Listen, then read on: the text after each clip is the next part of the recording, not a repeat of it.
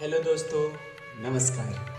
तो आज मैं फिर से उपस्थित हूँ आपके सामने श्रीमद् भगवत गीता के अध्याय 3 को लेकर, और हम सब परमपिता परमेश्वर का आशीर्वाद लेते हुए इसकी शुरुआत करते हैं। तो चलिए शुरू करते हैं।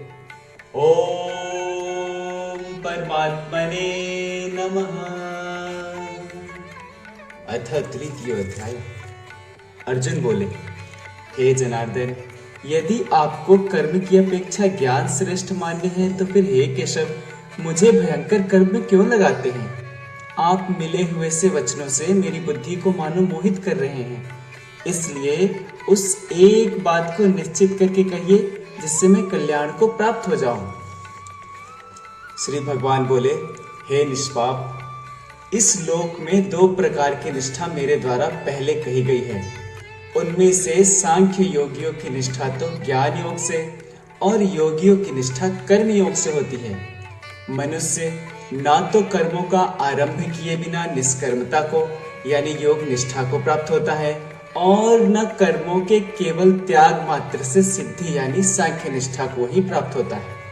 निसंदेह कोई भी मनुष्य किसी भी काल में क्षण मात्र भी बिना कर्म किए नहीं रहता, क्योंकि सारा मनुष्य समुदाय प्रकृति जनित गुणों द्वारा परवश हुआ कर्म करने के लिए बाध्य किया जाता है। जो मूढ़ बुद्धि मनुष्य समस्त इंद्रियों को हठ पूर्वक ऊपर से रोककर मन से उन इंद्रियों के विषयों का चिंतन करता रहता है, वह मिथ्याचारी अर्थात दंभी कहा जाता है।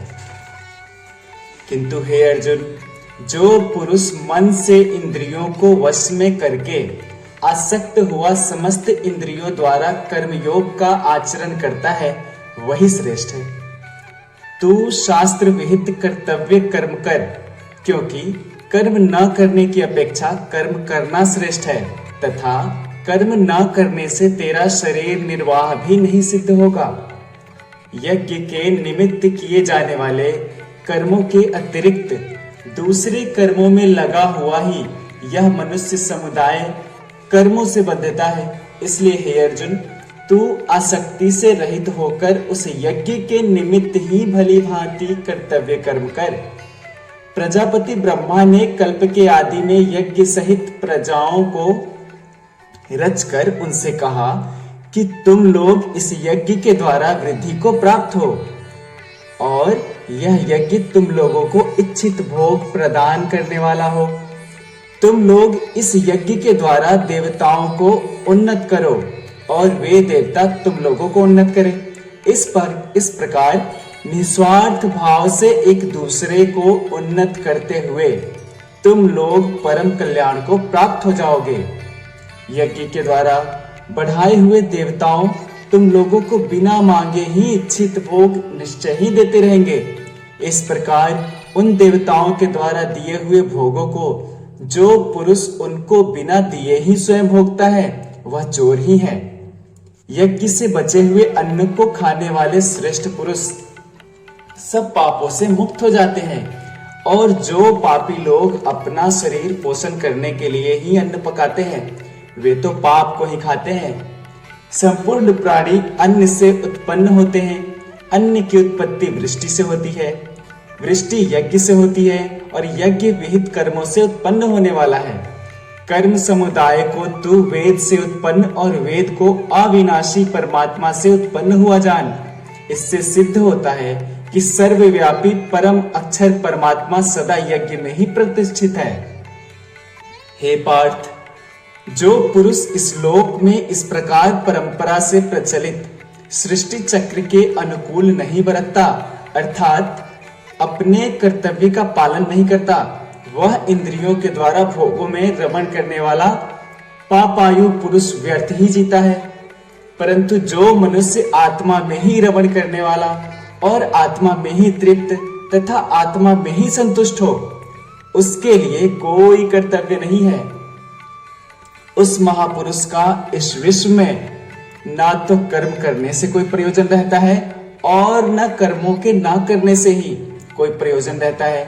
अर्थात संपूर्ण प्राणियों में भी इसका किंचन मात्र भी स्वार्थ का संबंध नहीं रहता। इसलिए तू निरंतर आसक्ति से रहित होकर सदा कर्तव्य कर्म को भली भांति करता रह, क्योंकि आसक्ति से रहित होकर कर्म करता हुआ मनुष्य परमात्मा को प्राप्त हो जाता है। जनक आदि ज्ञानी जन भी आसक्ति रहित कर्म द्वारा ही परम सिद्धि को प्राप्त हुए थे। इसलिए तथा लोक संग्रह को देखते हुए भी तो कर्म करने के ही योग्य है, अर्थात तुझे कर्म करना ही उचित है। श्रेष्ठ पुरुष जो जो आचरण करता है, अन्य पुरुष भी वैसा वैसा ही आचरण करते हैं।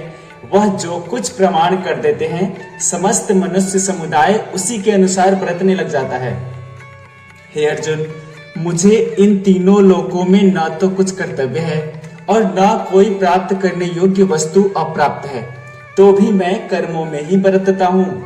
क्योंकि हे पार्थ, यदि कदाचित मैं सावधान होकर कर्मों में न बरतूं तो बड़ी हानि हो जाए, क्योंकि मनुष्य सब प्रकार से मेरे ही मार्ग का अनुसरण करते हैं।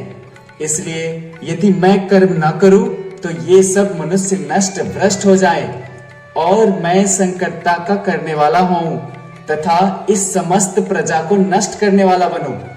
हे भारत, कर्म में आसक्त हुए अज्ञानी जन जिस प्रकार कर्म करते हैं, आसक्ति रहित विद्वान भी लोक संग्रह करना चाहता हुआ उसी प्रकार कर्म करे। परमात्मा के स्वरूप में अटल स्थित हुए ज्ञानी पुरुष को चाहिए कि वह शास्त्र विहित कर्मों में आसक्ति वाले अज्ञानियों की बुद्धि में भ्रम अर्थात कर्मों में अश्रद्धा उत्पन्न ना करे, किंतु स्वयं शास्त्र विहित समस्त कर्म भली भांति करता हुआ उनसे भी वैसे ही करवावे। वास्तव में संपूर्ण कर्म सब प्रकार से प्रकृति के गुणों द्वारा किए जाते हैं, तो भी जिसका अंतःकरण अहंकार से मोहित हो रहा है, ऐसे अज्ञान करता हूं, ऐसा मानता है। परंतु हे महाबाहो, गुण विभाग और कर्म विभाग के तत्व को जानने वाला ज्ञान योगी संपूर्ण गुण ही गुणों में बरतते हैं, ऐसा समझकर उनमें आसक्त नहीं होता। प्रकृति के गुणों से अत्यंत मोहित हुए मनुष्य गुणों में और कर्मों में आसक्त रहते हैं। उन पूर्णतया न समझने वाले मंद बुद्धि अज्ञानियों को तो पूर्णतया जानने वाले ज्ञानी विचलित ना करें। मुझ अंतर्यामी परमात्मा में लगे हुए चित्त द्वारा संपूर्ण कर्मों को मुझ में अर्पण करके आशा रहित, ममता रहित और संताप रहित होकर युद्ध कर। जो मनुष्य दोष दृष्टि से रहित और श्रद्धा युक्त होकर मेरे इस मत का सदा अनुसरण करते हैं, वे भी संपूर्ण कर्मों से छूट जाते हैं। परंतु जो मनुष्य मुझ में दोषारोपण करते हुए मेरे इस मत के अनुसार नहीं चलते, उन मूर्खों को तू संपूर्ण ज्ञानों में मोहित और नष्ट हुए ही समझ। सभी प्राणी प्रकृति को प्राप्त होते हैं, अर्थात अपने स्वभाव के परवश हुए कर्म करते हैं। ज्ञानवान भी अपनी प्रकृति के अनुसार चेष्टा करता है, फिर इसमें किसी का हट क्या करेगा। इंद्रिय के अर्थ में अर्थात प्रत्येक इंद्रिय के विषय में राग और द्वेष छिपे हुए स्थित है। मनुष्य को उन दोनों को वश में ही नहीं होना चाहिए, क्योंकि वे दोनों ही इसके कल्याण मार्ग में विघ्न करने वाले महान शत्रु हैं। अच्छी प्रकार आचरण में लाए हुए दूसरे के धर्म से गुण रहित भी अपना धर्म अति उत्तम है। अपने धर्म में तो मरना भी कल्याणकारक है और दूसरे के धर्म भय को देने वाला है। अर्जुन बोले, हे कृष्ण, तो फिर यह मनुष्य स्वयं न चाहता हुआ भी बलात्कार से लगाए हुए की भांति किससे प्रेरित होकर पाप का आचरण करता है। भगवान बोले, रजोगुण से उत्पन्न हुआ यह काम ही क्रोध है। यह बहुत खाने वाला है, अर्थात भोगों से कभी न खाने वाला और बड़ा पापी है। इसको ही तू विषय का वैरी जान। जिस प्रकार धुएं से अग्नि और मैल से दर्पण ढक जाता है तथा जिस प्रकार जेर से गर्भ ढका रहता है, वैसे ही उस काम के द्वारा यह ज्ञान ढका रहता है। और हे अर्जुन, इस अग्नि के समान कभी न पूर्ण होने वाले काम रूप ज्ञानियों के नित्य वैरी के द्वारा मनुष्य का ज्ञान ढका हुआ है। इंद्रिया, मन और बुद्धि ये सब इसके वास स्थान कहे जाते हैं। यह काम इन मन, बुद्धि और इंद्रियों के द्वारा ही ज्ञान को आच्छादित करके जीवात्मा को मोहित करता है। इसलिए हे अर्जुन, तू पहले इंद्रियों को वश में करके इस ज्ञान और विज्ञान का नाश करने वाला महान पापी काम को अवश्य ही बलपूर्वक मार डाल। इंद्रियों को स्थूल शरीर से यानी श्रेष्ठ, बलवान और सूक्ष्म कहते हैं। इन इंद्रियों पर मन है और मन से भी पर बुद्धि है, और जो बुद्धि से भी अत्यंत परे है वही आत्मा है। इस प्रकार बुद्धि से परे अर्थात सूक्ष्म, बलवान और अत्यंत श्रेष्ठ आत्मा को जानकर और बुद्धि के द्वारा मन को वश में करके हे महाबाहो, तू इस काम रूप दुर्जय शत्रु को मार डाल।